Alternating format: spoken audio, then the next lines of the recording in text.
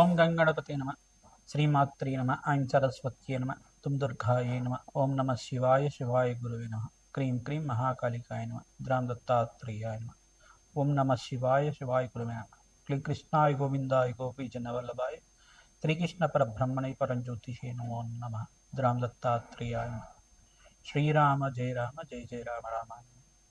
ఓం నమ శివాయ శివాయ గురువే నమ. జయ గురు దత్తాత్రేయ నమ. యూట్యూబ్ ప్రేక్షకులకు అందరికీ కూడా నమస్కారం అండి. నేను పాలపర్తి గురునాథ్ శర్మ, జ్యోతిషం వాస్తు సిద్ధాంతిని. మీకంతా కూడా గోచారిత్య గ్రహాల యొక్క స్థితిగతి కలయిక వాటి ప్రభావం అంతా కూడా మేషాది ద్వాదశ రాశుల వాళ్ళకి ఎటువంటి ప్రభావం అంతా కూడా చూపిస్తుంది, వాటి గ్రహాల యొక్క కలయిక ప్రభావం అంతా కూడా విశ్లేషణ చేసి పరిష్కారం చెప్పడం జరుగుతుంది. ప్రధానంగా మార్చి నెల మాస ఫలితాల్లో భాగంగా 18వ తారీఖు రోజున ప్రధానంగా ఫాల్గ మాసం అమావాస్య అంతా కూడా సిద్ధిస్తుంది. ఆ రోజు నుంచి ఈ యొక్క అమావాస్య తర్వాత నుంచి కూడా మీకంతా కూడా మేషా ద్వాదశ రాశుల వాళ్ళకి లక్ష్మీ కటాక్షం అనుగ్రహం అంతా కూడా సిద్ధించడానికి ఆస్కారం ఉంటుంది. మీకంతా కూడా మహాలక్ష్మి అనుగ్రహం కలగబోతుందనే ఈ 5 సంకేతాలంతా కూడా మీకంతా కూడా పరిష్కారం జరుగుతుంది. ఖచ్చితంగా మీకంతా కూడా ధనాదాయం పెరగడానికి ఆస్కారం ఉంటుంది. లక్ష్మీ కటాక్షం సిద్ధించడానికి ఆస్కారం ఉంటుంది. అదృష్ట యోగం పట్టబోతుంది. ప్రధానంగా అదృష్ట యోగం పట్టబోతున్న 5 రాశులు అంతా కూడా చెప్పబోతే ప్రధానంగా చూసుకుంటే ఈ యొక్క మీనరాశిలో అంతా కూడా శనీశ్వరుడు, శుక్రుడు, రవి యొక్క సంచారం జరుగుతుంది. మరియు కుంభరాశులు అంతా కూడా 4 గ్రహాల కలయిక అంతా కూడా సంభవిస్తుంది. ప్రధానంగా చూసుకుంటే రాహువు మరియు బుధుడు, అంగారకుడు, ఈ యొక్క సూర్య భగవానుడు అంతా కూడా కలయిక జరుగుతుంది. మరియు మిథున రాశిలో అంతా కూడా బృహస్పతి యొక్క సంచారం జరుగుతుంది. ఈ యొక్క కేతు యొక్క సంచారం అంతా కూడా చూసుకుంటే సింహరాశిలో సంచారం జరుగుతుంది. ప్రధానంగా చూసుకుంటే ఈ యొక్క గ్రహస్థితి అంతా కూడా యోగకరంగా ఉంటుంది. ప్రధానంగా గ్రహస్థితి అంతా కూడా చూసుకుంటే మీనరాశిలో 3 గ్రహాలు, కుంభరాశిలో 4 గ్రహాలు మరియు బృహస్పతి సంచారం అంతా కూడా మిథున రాశిలో సంచారం జరుగుతుంది. సింహరాశులు అంతా కూడా కేతు యొక్క సంచారం అంతా కూడా జరుగుతుంది. ప్రధానంగా మీకు అంతా కూడా చూసుకుంటే కొన్ని రాశుల వాళ్ళకి మిశ్రమైన ఫలితాలు ఇస్తున్నాయి, అదృష్ట యోగాన్ని కూడా ఇవ్వబోతున్నాయి. ప్రధానంగా శుక్రుడు ఉచ్చస్థానంలో సంచారం చేయడం వల్ల రాజయోగం పట్టబోతున్న రాశులంతా కూడా చూసుకుంటే ప్రధానంగా మీనరాశి వాళ్ళకి రాజయోగం పట్టబోతుంది, లక్ష్మీ కటాక్షం సిద్ధిస్తుంది ప్రధానంగా. మరియు ఇక్కడ చూసుకుంటే ఇక్కడ వృషభ రాశి జాతకులకంతా కూడా రాజయోగం పట్టబోతుంది. మరియు మీకంతా కూడా రాజయోగం సిద్ధించడానికి, లక్ష్మీ కటాక్షం అంతా కూడా సిద్ధించడానికి ఆస్కారం ఉంటుంది. వృత్తిలో వ్యాపారంలో అభివృద్ధి కలగడానికి, ఉద్యోగంలో మార్పులు కలగడానికి, స్థిరాస్తి లభించడానికి కానీ, గృహయోగం సిద్ధించడానికి కానీ ఆస్కారం ఉంటుంది. ధనాదాయం పెరగడానికి కానీ ఆస్కారం ఉంటుంది. ప్రధానంగా రాష్ట్రాధిపతి ఎప్పుడైతే ఉచ్చస్థానంలో గోచార సంచారం అంతా కూడా చేస్తుంటారో రాజయోగం పట్టబోతుంది. ప్రధానంగా మీకంతా కూడా ప్రధానంగా విశ్వసన సంవత్సరంలో వచ్చే ఈ ఒక సంవత్సరంలో అంతంగా వచ్చే అమావాస్యగా చెప్పడం జరుగుతుంది. తద్వారా మీకంతా కూడా ఈ అమావాస్య రోజున ఎవరైతే కనుక రావి చెట్టు, వేప చెట్టు ఉన్న ప్రాంతం దగ్గర మీరంతా కూడా ఆవనేతో దీపారాధన మరియు నువ్వులతో దీపారాధన అంతా కూడా పెట్టడం వల్ల, అఖండ దీపారాధన చేయడం, ఉప్పు దీపం అంతా కూడా పెట్టడం వల్ల మీకంతా కూడా అక్కడ ఖడ్గమల స్తోత్రం కానీ, దేవి ఖడ్గమల స్తోత్రం కానీ, కాలభైరవ అష్టకాన్ని కానీ, కాలభైరవ స్వామి యొక్క అష్టోత్తర నామాలు కానీ చదువుకోవడం వల్ల, దత్తాత్రేయ యొక్క స్తుతి అంతా కూడా చేసుకోవడం వల్ల, దత్తాత్రేయాయ స్మరణ మాత్రైన సంతుష్టాయ నమ నామాన్ని అంతా కూడా జపాన్ని ఆచరించడం వల్ల కార్యసిద్ధి, కార్యజయం కలగడానికి ఆస్కారం ఉంటుంది. లక్ష్మీ కటాక్షం సిద్ధించడానికి ఆస్కారం ఉంటుంది. ప్రధానంగా మహాలక్ష్మి యొక్క అనుగ్రహం అంతా కూడా పట్టుబోతున్న అనేది సంకేతాలు ఏ రకంగా ఉంటాయి అంటే ప్రధానంగా ఆకస్మికంగా మీకు రాణి బాకీలంతా కూడా సమయానికంతా కూడా ధనమంతా కూడా చేకూర్చడం కానీ, కష్టాలు, ఆర్థిక కష్టాల నుంచి బయటపడడానికి మార్గం అంతా కూడా దొరకడం కానీ, అప్పుల బాధల నుంచి బయటపడడానికి సులువైన మార్గం అంతా కూడా మిత్రుల సహాయంగా కానీ, మీకు రావాల్సిన బోనస్ అంతా కూడా రావడం కానీ జరుగుతూ ఉంటుంది.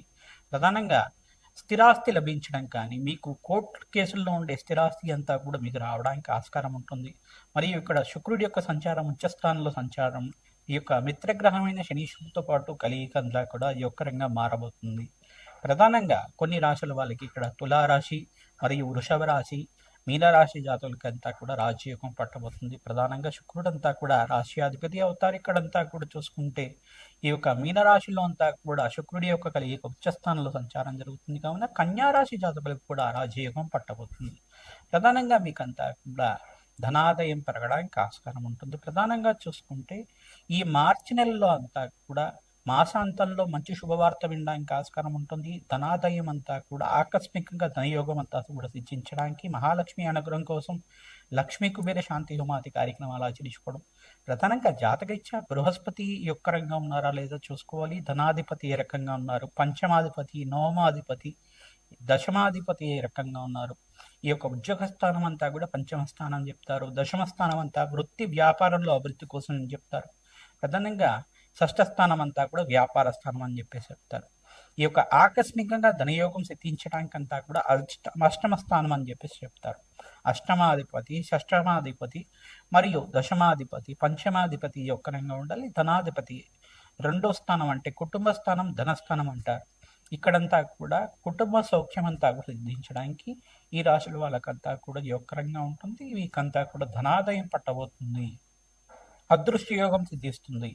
ప్రధానంగా చూసుకుంటే మీరు పూజించే తులసి మొక్క అంతా కూడా పచ్చగా ఉండడం వల్ల, నిత్యం పూజ చేస్తూ ఉండడం వల్ల ఆ సంకేతాలంతా కూడా మీకు సిద్ధిస్తూ ఉంటాయి. పచ్చగా ఉంటుంది తులసి మొక్క అంతా కూడా. అనుకోకుండా మీ ఇంటికి దృష్టి తగిలినా కానీ, నరఘోష నరశాపం అనేది పడినా కానీ, ఆ మొక్క ఏదైతే ఉందో తులసి మొక్క అనేది, ఆ తులసి మాత అంతా కూడా, మరియు ఆ తులసి మాత అనేది ఈ యొక్క మొత్తం అంతా కూడా ఖరాబ్ అవ్వడం కానీ జరుగుతుంటుంది. దానికంతా కూడా కొంచెం మనకంతా కూడా చూసుకుంటే మొక్కలన్నీ కూడా కొన్ని వివిధ మొక్కలన్నీ కూడా ఉంటాయి. పచ్చటి మొక్కలన్నీ కూడా, పెంచుకునే మొక్కలన్నీ కూడా అనుకోకుండానే ఎండిపోతూ ఉంటాయి.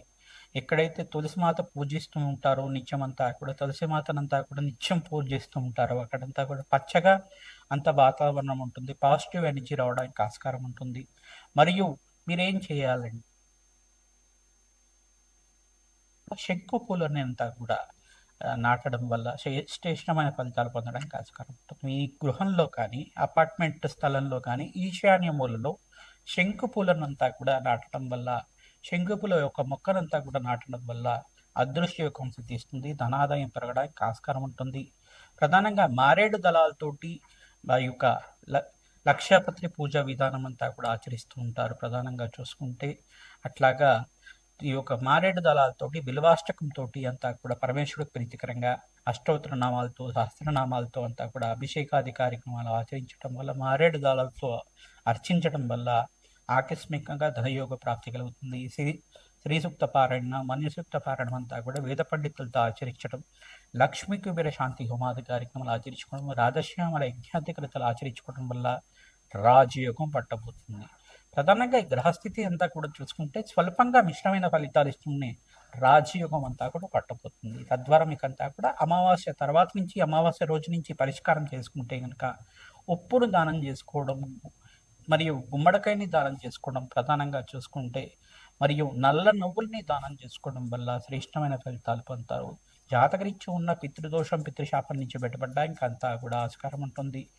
నవగ్రహాల్లో అంతా కూడా ఆవునేతో దీపారాధన చేయడం, నవగ్రహాలు ఉన్న ప్రాంతం దగ్గర నవగ్రహ దేవాలయంలో అంతా కూడా ఆవునేతో దీపారాధన తరచుగా చేస్తూ ఉండడం వల్ల, బెల్లాన్ని కానీ నివేదన చేయడం వల్ల శ్రేష్టమైన ఫలితాలు పొందడానికి ఆస్కారం ఉంటుంది. అదృష్టయోగం సిద్ధిస్తుంది. ప్రధానంగా పరమేశ్వరుడు ప్రీతికరంగా ఈ యొక్క మల్లెపూలతో అర్చించడం వల్ల అదృష్టయోగం సిద్ధిస్తుంది. శ్రీ సూక్త పారాయణం ఆచరించాలి. లక్ష్మీ కటాక్షం కోసం ప్రతినిత్యం కూడా మహాలక్ష్మి సహస్రనామాలు వింటుండడం వల్ల అదృష్టయోగం పట్టబోతుంది. మకర రాశి జాతకులకి మార్చి నెల మాస ఫలితాల్లో భాగంగా 18వ తారీఖు రోజున అమావాస్య సంభవిస్తుంది.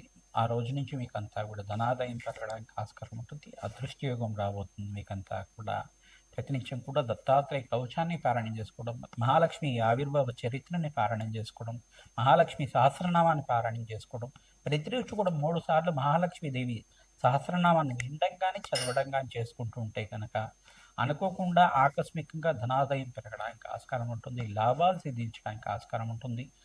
ధ్యాన ప్రీతమైన సాయనమ ప్రధానంగా దద్దోజనం అంతా కూడా అమ్మవారికి నివేదన చేసి భక్తులకంతా కూడా పంచడం కానీ, మీ ఇంట్లో అంతా కూడా నివేదన చేసి మీ ఇంట్లో సభ్యులంతా కూడా స్వీకరించడంగా చేస్తూ ఉంటాయి కనుక ధనాదాయం పెరగడానికి ఆస్కారం ఉంటుంది. అదృష్టయోగం సిద్ధిస్తుంది. ధనాదాయం పెరగడానికి ఆస్కారం ఉంటుంది.